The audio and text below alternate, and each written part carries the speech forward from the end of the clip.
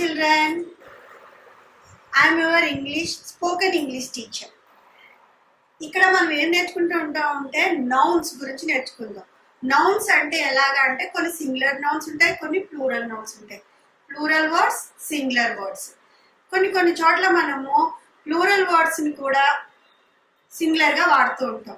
For example, Lalitha is very weak in mathematics అంటే లలిత అనే అమ్మాయి మ్యాథమెటిక్స్ లో చాలా వీక్ గా ఉంది, అంటే చాలా కష్టంగా, అంటే తనకి మ్యాథ్స్ రావట్లేదు అని అర్థం. అయితే ఇక్కడ మనము మ్యాథమెటిక్స్ అన్నది ప్లూరల్ వర్డ్ అయినప్పటికీ కూడా మనం సింగులర్ గా తీసుకుని వాడాలి. Lalitha is very weak in mathematics అని మాత్రమే రాయాలి. మ్యాథమెటిక్ అనకూడదు, అది తప్పు వర్డింగ్ అవుతుంది. అలాగే my friend Raghu is involved in politics. ఇక్కడ నా ఫ్రెండ్ రఘు పాలిటిక్స్ లో మునిగి ఉన్నాడు. పాలిటిక్స్ అన్నది ప్లూరల్ వర్డ్ అయినప్పటికీ మనం సింగులర్ వర్డ్ గానే తీసుకుని రాయాలి. పాలిటిక్ అనకూడదు, తప్పు అవుతుంది అనమాట. అలాగే Sachin played well in the first innings. ఇక్కడ మనకి ఫస్ట్ అంటే సింగులర్ వర్డ్, సో ఇక్కడ మనం సింగులర్ వర్డ్ తీసుకున్నాం కదా అని ఇక్కడ ఇన్నింగ్ అనకూడదు, ఇన్నింగ్స్ అనే అనాలి. సెకండ్ ఇన్నింగ్స్, ఫస్ట్ ఇన్నింగ్స్, అలా ఇన్నింగ్స్ అని ఎస్ మాత్రమే వాడాలి. My friend Swami wears white trousers. ఇక్కడ ట్రౌజర్స్ అనేది ప్లూరల్, ఇక్కడ మై ఫ్రెండ్ అన్నది సింగులర్. మై ఫ్రెండ్ అన్నప్పుడు నా ఫ్రెండ్ ఒక్కడే, సింగులర్ అయినప్పటికీ ఇక్కడ మనం ట్రౌజర్స్ అనే వాడాలి, అంతేగాని ట్రౌజర్ అని వాడకూడదు. I am cutting these papers with scissors అంటే నేను ఈ పేపర్స్ ని సిజర్స్ తో కట్ చేస్తున్నాను. అంటే ఇక్కడ సిజర్స్ అనేది, సిజర్ అనే వర్డ్ ఇంగ్లీష్ లో లేదు, సిజర్స్ అని మాత్రమే వాడాలి. పేపర్స్ అనేది మనకి ప్లూరల్ వర్డ్, పేపర్ అనొచ్చు, పేపర్స్ అనొచ్చు. I am cutting this paper with scissors అనొచ్చు, ఇక్కడ సిజర్స్ అని మాత్రమే వాడాలి. Why don't you cut this picture with scissors. ఇక్కడ పిక్చర్ అన్నది సింగులర్ వర్డ్ అయినప్పటికీ కూడా మనము సిజర్స్ అని మాత్రమే వాడాము, ఎందుకంటే ఇంగ్లీష్ లో సిజర్ అన్న పదమే లేదు కాబట్టి మనము ఎప్పుడు కూడా సింగులర్ అయినప్పటికీ ప్లూరల్ వర్డ్ అయినప్పటికీ కూడా సిజర్స్ అని మాత్రమే వాడాలి. Sharada wears spectacles. శారద కళ్ళద్దాలను ధరించి ఉన్నది అంటే స్పెక్టికల్ అనకూడదు, స్పెక్టికల్స్ అని మాత్రమే వాడాలి. Wearing spectacles is not a new fashion. Fashion అన్నది సింగులర్ వర్డ్ ఇంకా ప్లూరల్ వర్డ్ కూడా అయినప్పటికీ కూడా మనము ఇక్కడ స్పెక్టికల్స్ అని మాత్రమే వాడాలి, స్పెక్టికల్ అనకూడదు. ఇప్పటికీ మీకు కొన్ని నౌన్స్ ని మనం ఎందుకు ఇలా చెప్పుకున్నాము అంటే అవి ప్లూరల్ అయినప్పటికీ కూడా సింగులర్ వర్డ్స్ లో కూడా మనం యూజ్ చేస్తూ ఉంటాం. జనరల్ గా రాసేటప్పుడు మాత్రమే తప్పుల్ని మనం చూసుకుంటూ ఉంటాం, కానీ స్పోకెన్ ఇంగ్లీష్కి వచ్చేటికి మాట్లాడేటప్పుడు కూడా మనము ఎదుటి వారికి అర్థమయ్యే విధంగా మాట్లాడినప్పుడు మాత్రమే ఈ విధంగా తప్పు లేకుండా మాట్లాడితే ఎదుటి వారికి ఈజీగా అర్థమవుతుంది. సో చిల్డ్రన్, వీటిని ఇప్పటి వరకు మనం నేర్చుకున్న వీటిని మీరు బాగా తరోగా ప్రాక్టీస్ చేసి ఇంకొన్ని ఎగ్జాంపుల్స్ ని నెక్స్ట్ వీడియోలో నేర్చుకుందాం. Children, now we know about letter. Two letters are two types, formal letters and informal letters. Informal letter, formal letter already we know about that. This is informal letter. Informal letters are used to send to the person who are close to ours, that is friends, relatives, parents, etc. అంటే ఎవరైతే మనకి close గా ఉంటారో వాళ్ళకి letters రాసేటప్పుడు ఆ letters ని informal letters అంటారు. అంటే పేరెంట్స్ కి కానీ మన చుట్టాలకు కానీ లేదంటే స్నేహితులకు కానీ రాసే లెటర్స్ ని ఇన్ఫార్మల్ లెటర్స్ అంటారు. వీటి యొక్క ఫార్మాట్ ఏ విధంగా ఉంటుంది అంటే first we have to write sender's address, అంటే మనం మన యొక్క అడ్రస్ ని అక్కడ రాయాలి. నెక్స్ట్ డేట్, ఏ రోజు అయితే రాస్తున్నామో ఆ డేట్ ని రాయాలి. నెక్స్ట్ సాల్యుటేషన్, అంటే ఇక్కడ ఇన్ఫార్మల్ కాబట్టి సాల్యుటేషన్ వచ్చి ఇక్కడ ఏమొస్తుందంటే డియర్, ప్రియమైన అని వస్తుంది. మరి కొంచెం మన పెద్ద తాతగారు, అమ్మమ్మ, నానమ్మ ఇలాంటి వాళ్ళకి రాసేటప్పుడు గౌరవనీయులైన అని కూడా రాయొచ్చు. రెస్పెక్టెడ్ అని కూడా రాయొచ్చు. ఇక్కడ పారాగ్రాఫ్ మనం ఏ సబ్జెక్ట్ ని తీసుకుని రాస్తున్నామో దాని యొక్క పారాగ్రాఫ్ రాస్తాము. నెక్స్ట్ లాస్ట్ లో క్లోజింగ్. క్లోజింగ్ ఏమొస్తుంది అంటే మీ ప్రియమైన మీ విధేయురాలు భవధీయురాలు అని కానీ, లేకపోతే yours obediently, yours faithfully, yours lovingly అంటూ క్లోజ్ చేస్తాము. లాస్ట్ లో మన సిగ్నేచర్ రాస్తాము. This is the internal letter of the informal letter. అంటే మనము లోపల ఈ విధంగా రాయాలి. అయితే బయట మనము ఎవరికైతే పంపిస్తున్నామో వాళ్ళ యొక్క అడ్రస్ రాయాలి అన్నమాట. ఇది ఇన్ఫార్మల్ లెటర్ యొక్క format. Okay children, this is the letters of formal and informal formats. Then this is the format of formal letter. We have to write all the subjects on the left hand side of the page. First we have to write sender's address and then date, receiver's address, subject, salutation, introduction, body, conclusion, closing and signature. First we have to go what is sender's address. అంటే sender's address means ఎవరైతే రాస్తున్నారో వాళ్ళ యొక్క address ముందుగా రాయాలి. అంటే suppose మనము రాస్తున్నాం అనుకోండి ఒక లెటరు, మన యొక్క అడ్రస్ ఈ సెండర్స్ అడ్రస్ దగ్గర రాయాలి. నెక్స్ట్ లీవ్ వన్ లైన్, ఒక లైన్ వదిలి తర్వాత డేట్, ఏ రోజైతే రాస్తున్నామో ఆ రోజు యొక్క డేట్ వేయాలి. నెక్స్ట్ లీవ్ వన్ లైన్ అంటే ఒక లైన్ లీవ్ చేసి ఒక లైన్ లీవ్ రిసీవర్స్ అడ్రస్, ఎవరికైతే మనము ఈ లెటర్ రాస్తున్నామో వారి యొక్క అడ్రస్ రాయాలి.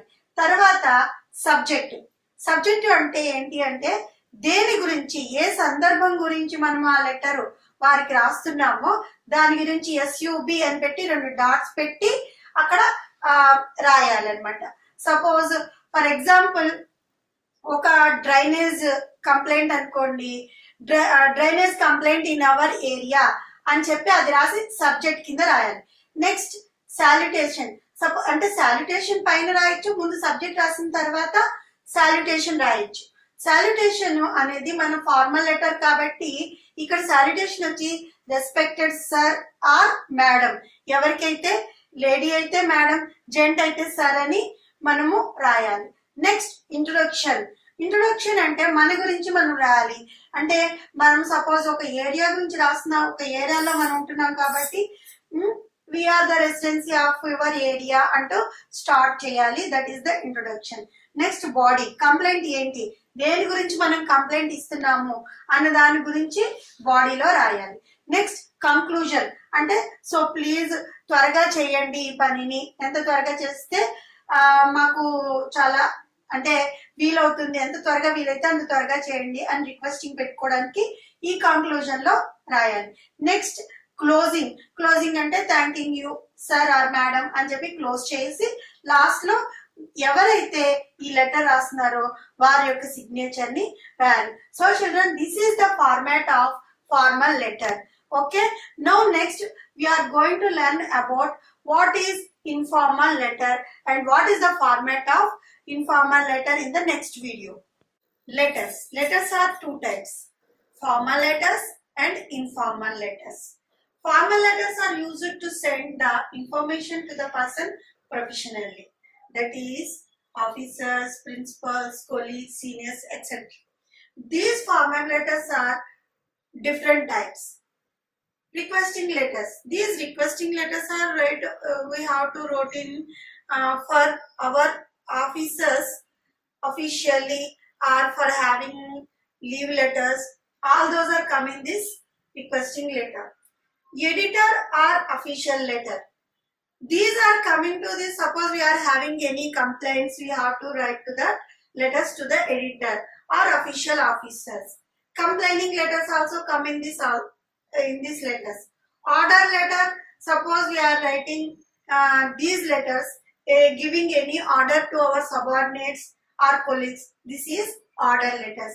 Invitation letters, suppose we are having any invitation in our offices or in any grand functions, we are having in this type of letters, invitations letters. These are types of formal letters.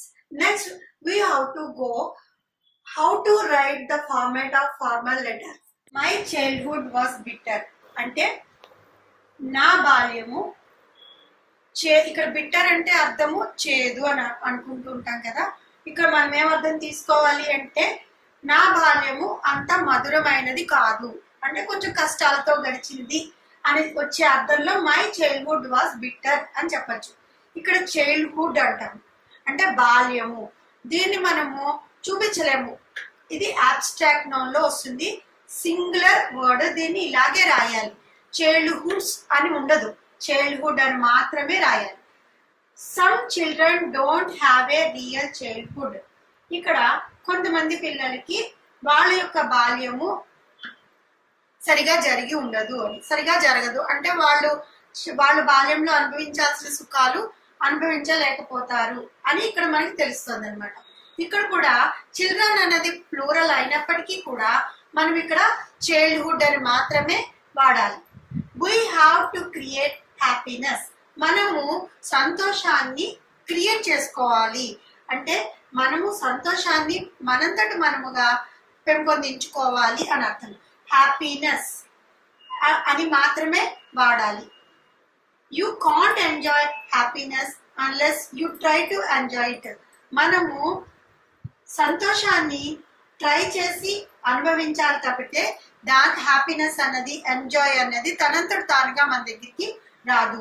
ఇక్కడ కూడా happiness అంటే అది ఒక feeling మాత్రమే, దాన్ని మనము అనుభవించాలి. తృప్తి, సంతోషము ఇలాంటివి ఈ childhood, friendship, truth, honesty, anger, happiness ఇవన్నీ ఏంటి అంటే అబ్స్ట్రాక్ట్ నౌన్స్ లో మనకి కనబడుతూ ఉంటాయి.